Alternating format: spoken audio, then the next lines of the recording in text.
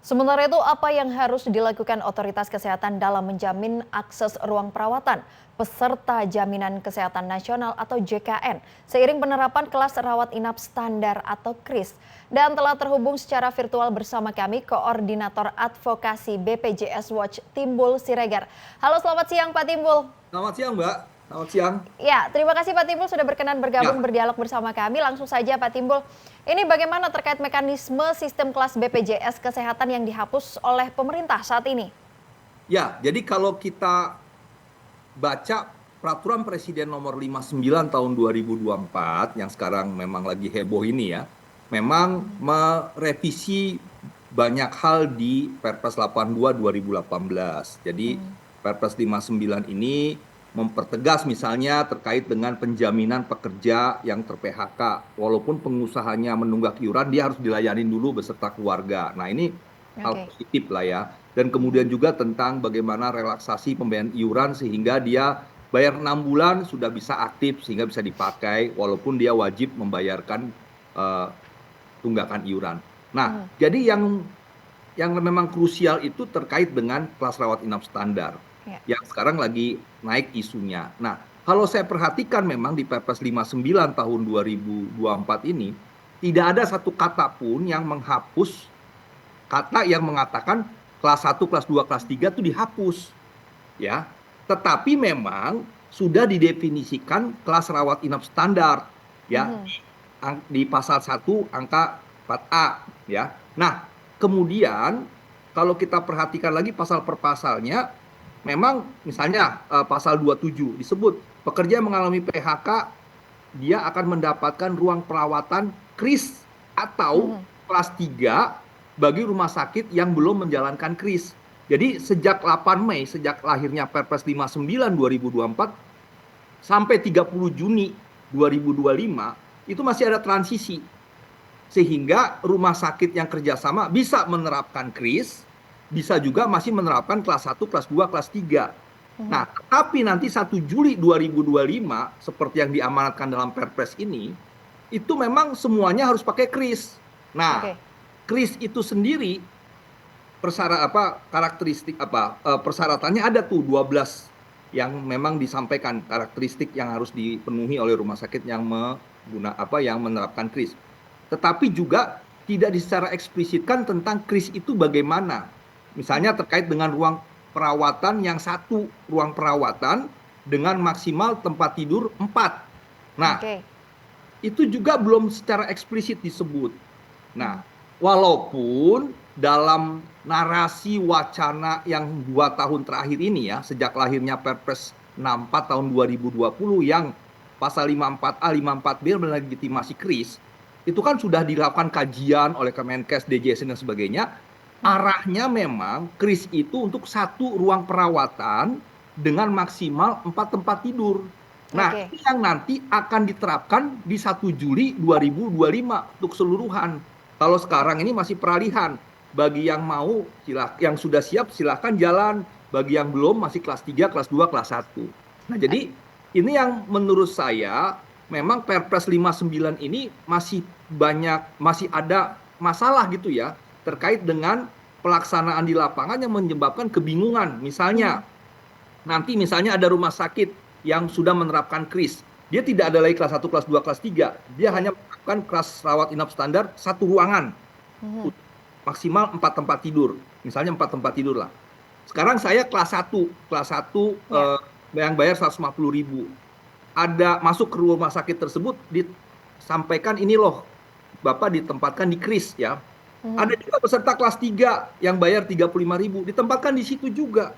Kan nanti saya bingung, loh kok saya bayar 150 sama gitu. Iya. Ini kan 150 kan saya 2 tempat tidur.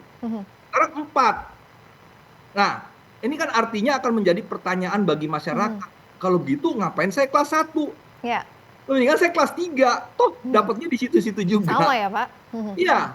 Nah, akhirnya kan kalau masyarakat kita menganggap bahwa yaudah kita turun semua ke kelas 3, pendapatan iuran JKN, BPJS Kesehatan kan akan berkurang. Nah, sementara pembiayaan meningkat, pendapatan iurannya berkurang, kan akan mengancam terjadinya defisit lagi seperti 2014 sampai 2020. memang hari ini kita masih punya surplus aset bersih yang positif. Tapi kalau besok tergerus terus ya kejadian 2014 sampai 2020 yang defisit berdarah-darah ya akan terjadi lagi. Nah, jadi kalau saya sih melihat pertama memang kelas rawat inap standar ini kan memang amanat regulasi Undang-Undang SJSN ya. Tapi bukan berarti seluruh kelas dihapus, dilebur jadi satu. Sebenarnya kan bisa saja kelas standar itu diartikan kelas 1 di standarisasi. Kelas 1 itu 2 tempat tidur ya. Kelas 2 3 tempat tidur. Kelas 3 4 tempat tidur. Kan itu bisa.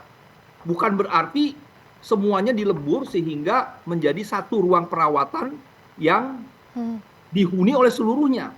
Nah, seperti misalnya pekerja penerima upah yang selama ini kan hanya dapat kelas 1, kelas 2, dia nggak dapat kelas 3. Biasanya dapat satu ruang perawatan tuh 2 tempat tidur. Ya. Besoknya akan 4. Saya sudah bayar mahal tapi pelayanannya kan seperti ini. Nah, ini kan juga akan menjadi kontraproduktif, akan menjadi persoalan bagi JKN ke depan. Kalau mereka tidak puas, akhirnya kan terkait juga dengan bagaimana kedisiplinan membayar iuran, bagaimana nanti pendapatan iuran menurun, harus membayar biaya yang lebih, yang semakin besar, artinya terjadi potensi defisit kembali, kan seperti itu. Oke.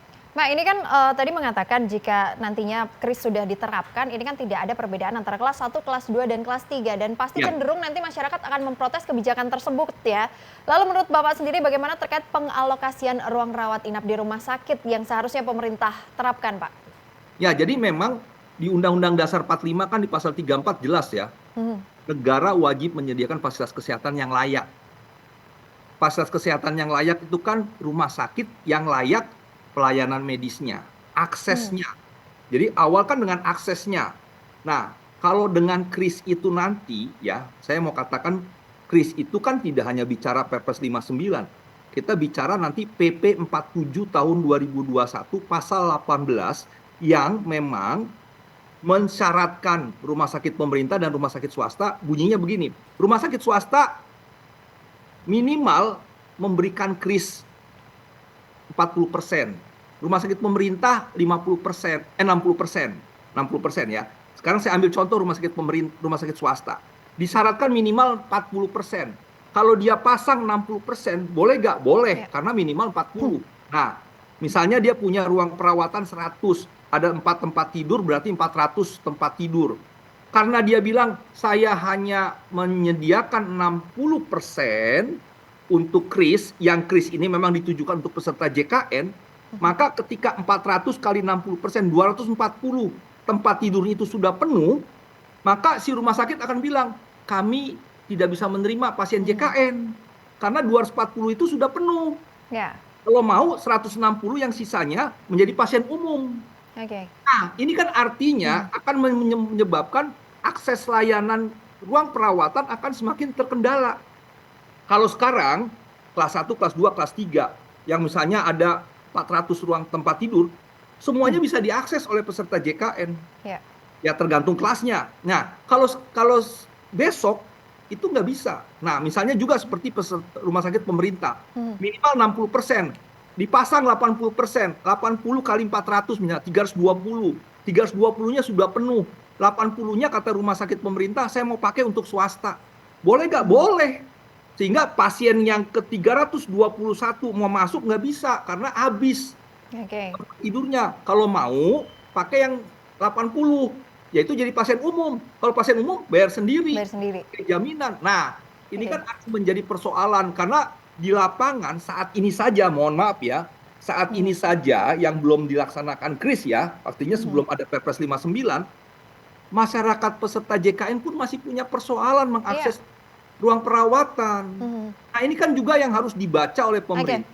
Persoalan ini jangan sampai dipersoalkan lebih susah gitu. Ya. Pak, ini kan terkait kapasitas ruangan begitu. Kita tidak bisa memungkiri jika saat ini ketika kelas BPJS ada 1, 2, dan 3 tidak dipungkiri nih. Kalau masyarakat ini masih susah mendapatkan ruang perawatan. Lalu bagaimana nantinya kalau sistem KRIS diterapkan? Apakah nantinya pemerintah akan ada wacana atau rencana begitu untuk menambah ruang terkait untuk kesehatan tersebut?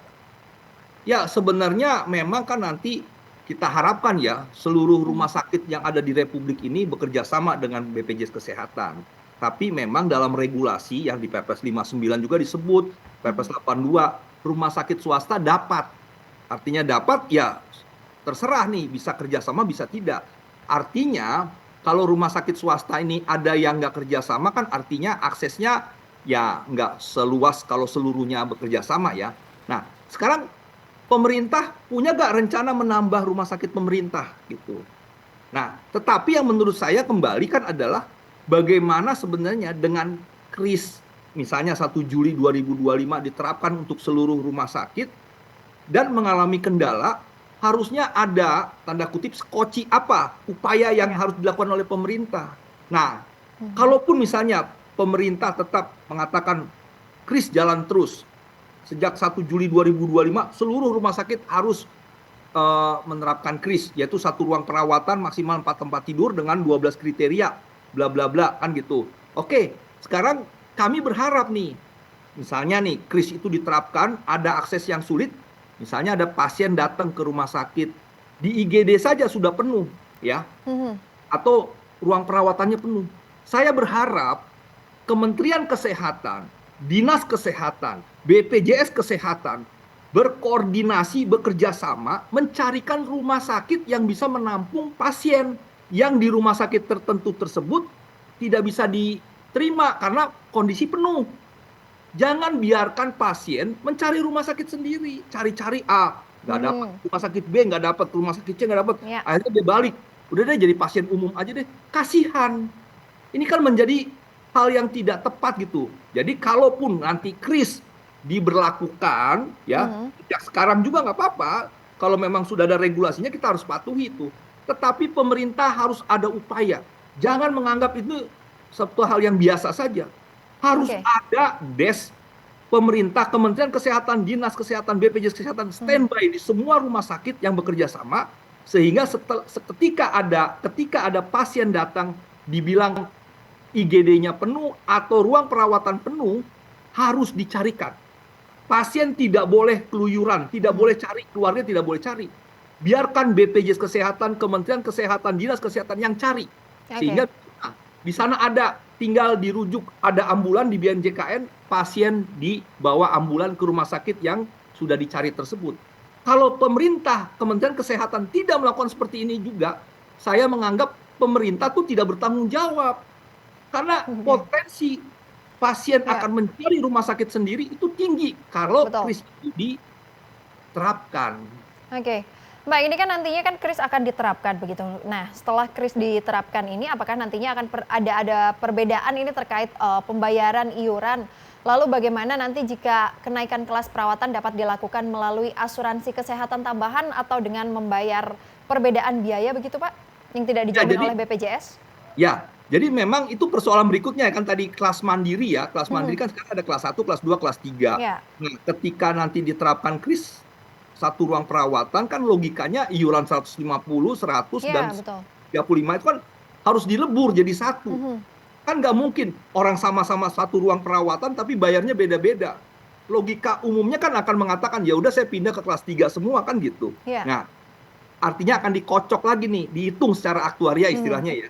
Nah, berapa iuran yang akan ditetapkan untuk kelas mandiri ini? Oke. Kalaupun ditetapkan antara kelas 3 dan kelas 2 misalnya ditetapkan 75.000 gitu ya. Mhm. Maka kelas 1 akan turun, kelas 2 akan turun. Nah, kelas 3 ini yang akan naik iurannya. Mhm. Pertanyaannya, kelas 3 itu yang 35.000 sekarang aja masih banyak yang nunggak. Iya, betul. Apalagi nanti dinaikkan gitu loh. Mhm. Memang sekarang pemerintah mengeluarkan kebijakan di Perpres 64 2020 kan mensubsidi 7.000 perak. Harusnya kan Oke. bayar 42 sehingga dia bayar 35. Mhm. Oke. Apakah memungkinkan nanti misalnya ditetapkan 75, 35, subsidi Mhm. 40.000? Kan nggak mungkin juga. Menteri Keuangan akan marah mungkin. Iya. Oke, Ini kan Pak Timbul, persoalan. terakhir ini Ya, harapannya dalam penerapan Perpres jaminan kesehatan yang sudah diteken oleh Presiden Jokowi saat ini, Pak. ya, jadi tentunya Perpres ini ada hal yang baik, ada juga yang memang mengancam pelayanan ya. Nah, oleh sebab itu untuk hal-hal yang baik ini tentunya harus juga dikawal oleh pelaksanaan dari sisi pengawas, dari sisi pelaksana. Misalnya tadi tentang kewajiban pemberi kerja membayar tunggakan, si peserta dikasih layanan. Jangan sampai ada masalah lagi sehingga si peserta tidak dapat akses layanan. Yang Oke. pertama, yang kedua terkait dengan kris, ya mudah-mudahan bisa dipikirkan kembali Dikaji ulang ya, Pak? diulang ya. Nah, kalaupun nanti tetap juga pemerintah nggak mau berubah, harus ada apa yang harus dilakukan oleh pemerintah. Harus bisa memastikan akses layanan itu mudah.